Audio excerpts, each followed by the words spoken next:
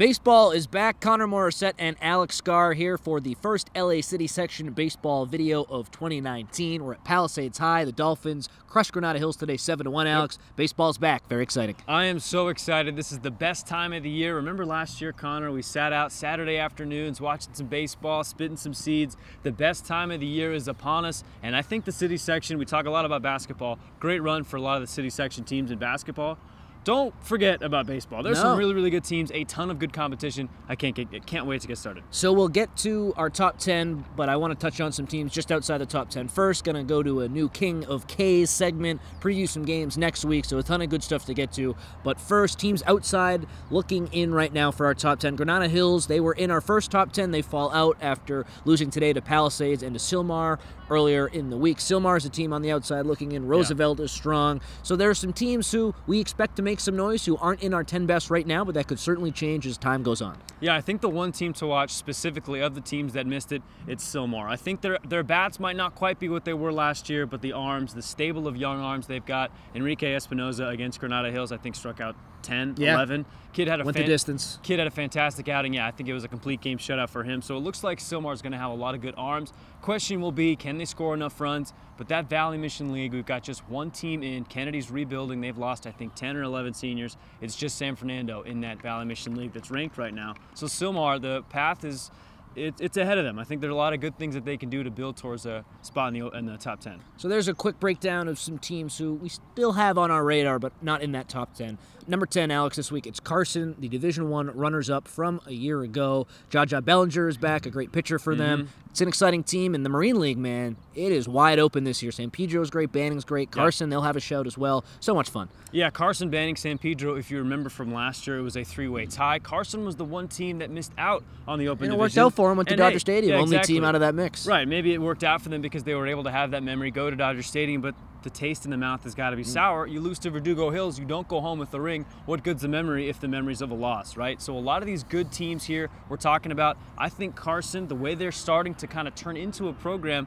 this is not a team on the map a couple of years ago, but here they are. They're returning several juniors, now seniors, from that team last year. Carson's going to be a team to watch. At number 9, the Poly Parrots. They're 3-3-1. They already have city wins over Kennedy and Roosevelt and a tough L against San Pedro. So you love to see the city teams battling it out before league play begins. And Poly, I was at their game last year against Verdugo Hills. Vicious rivalry. I can't wait to check out that game this season. Man, those were two teams who hated each other. It was awesome. Yeah, it's going to be so much fun later in the year. And this year, I think it's going to be Poly's turn. Because if you remember, Verdugo Hills was the team to beat last year. We just talked about how they beat Carson to win Division I. But we're talking about the Poly Parrots. I saw them lose to San Pedro 1-0 in 8 innings.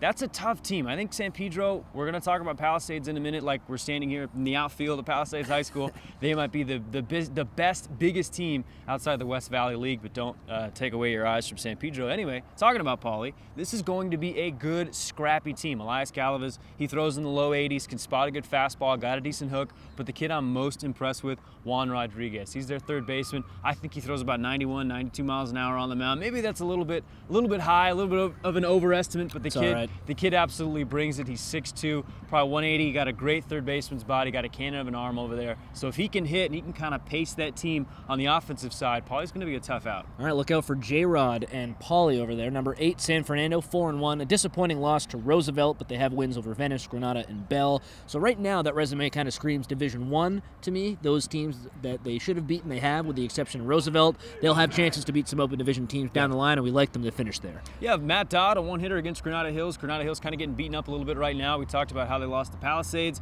They're going to be a rebuilding team, but I think San Fernando, when I mentioned off the top and I talked about Sylmar and I said that Valley Mission League is winnable, well, San Fernando is going to be the one team that stands in their way. They lost Anthony Villagran from last year. He was their best player. He was their outfielder and their ace on the mound. He was the guy that's going to hurt to miss the most. Obviously, Lawrence behind the dish is tough to lose as well. But Matt Dodd, when you come out and you throw a one-hit shutout against a good West Valley League team, rebuilding or not, that paints well for the future. At 7, we have San Pedro, another Marine League team. They're 5-1. They had a big 4-3 win over Palisades last week. When seedings come out in the open division, that game will play a huge part in where San Pedro lines up. So the question is, who's the best non-West Valley League team? San Pedro's in the discussion. Banning is in the discussion. Palisades is in the discussion. We have San Pedro at 7. They've latched a lot of really nice wins so far this year. Yeah, and I know when people look at this, if you're a San Pedro fan, you're going to say, well, we beat Palisades. Why are we 6 and Palisades 5? And I'll break it down for you right now. I'm looking at this and thinking, what team do I think has the legs to get all the way through the Open Division?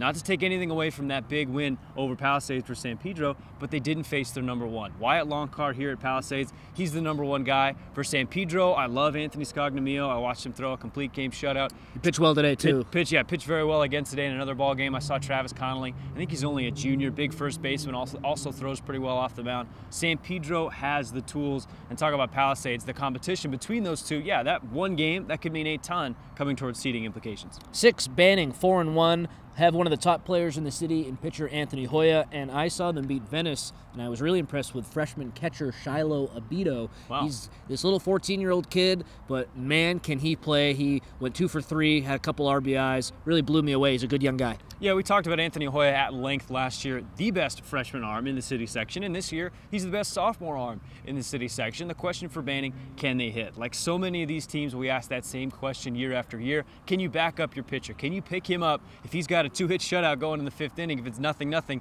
they have just as equal shot at losing that ball game as the team your pitcher's dominating. So the question for Banning, like it is with all of these ball clubs, can you support him? Can you get that offense? If they do, they're going to be a tough out in the Open Division. Palisades at number 5, we saw Lucas Brahm, who is their number 3, throw a complete game shutout against, or not shutout, throw a complete game victory, allowed 1 run against Granada Hills. Yeah, 2-hitter, played really well. He went the distance today, and he's their number 3 guy. I think that kind of tells you all you need to know about the Dolphins. They're a really loaded team. Yeah, I watched Brahm last year, and what I noticed when I first saw him, I thought, man, this kid's throwing harder. He must have had 3 or 4 miles an hour on that fastball, sitting in the mid-80s, had a 10 strikeout performance here against Granada Hills. That's difficult to face. If you're talking about a playoff game, Saturday, right? When you got that set up and you got weeks to rest, if you can throw Longcar for 5 and then Brahm for 2, or you can throw Will Kokiard, a Georgia Tech commit, and then Longcar for 2 after Kokiard goes 5, that might be unhittable. And here we go, the 4 semifinalists from a year ago. At number 4, Chatsworth, off to a bit of a tough start. They're 3-3-1. 2 really tight losses, though, one against Thousand Oaks. So they're right there. Gabe Achicaro's back. We expect big things from the Chancellors once again. Yeah, Chatsworth, Austin Carrillo comes back, like you mentioned, Gabe Achicaro. Stevan Gomez is also back. So Chatsworth, they should be in the driver's seat for a lot of these games in the West Valley League. They're going to drop a few weeks. El Camino Real is retooling.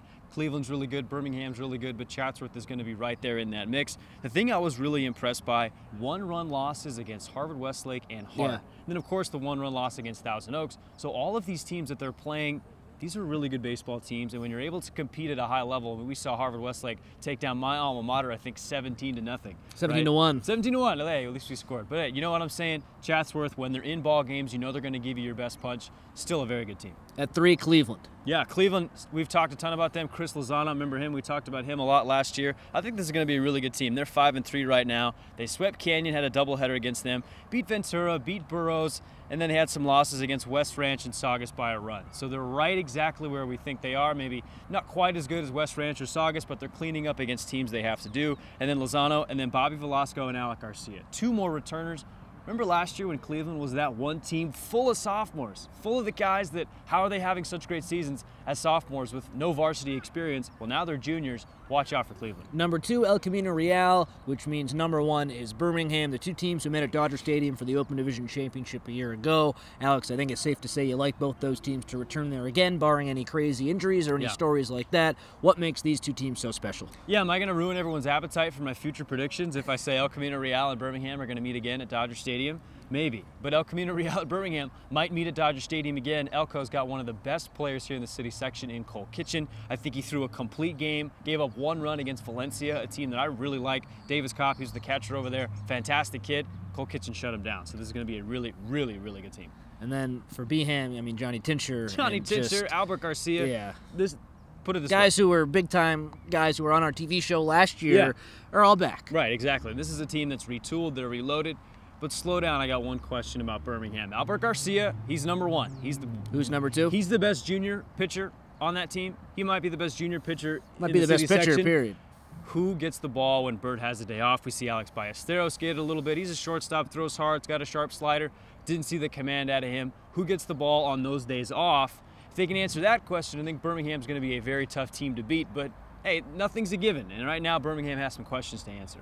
Two quick things before we wrap up. The King of K's, our new segment this year. Wyatt Longcar, 12 strikeouts and a win for Pally earlier this season. Man, so he gets the inaugural King of K award for just being so dominant. Yeah, Wyatt Longcar, he's going to Ohio State next year. Had a 12 strikeout performance against Taft, sitting 88 to 90 on the radar gun. The kid's got a great fastball. Then has a curveball that just buckles some knees. Throw him a chair. Kid's a great kid to watch, and nobody more deserving right now to give our inaugural King of K's. What games are you looking forward to this week? So Cleveland and Carson, I think that's on Tuesday. That's going to give us a really good idea as to where these two teams stack up. We've got Cleveland at 3, Carson sitting at 10. Is Carson a little better than 10? Well, we'll see. They get Cleveland, and then El Camino Real and Pauley. So that's a 2 versus 9.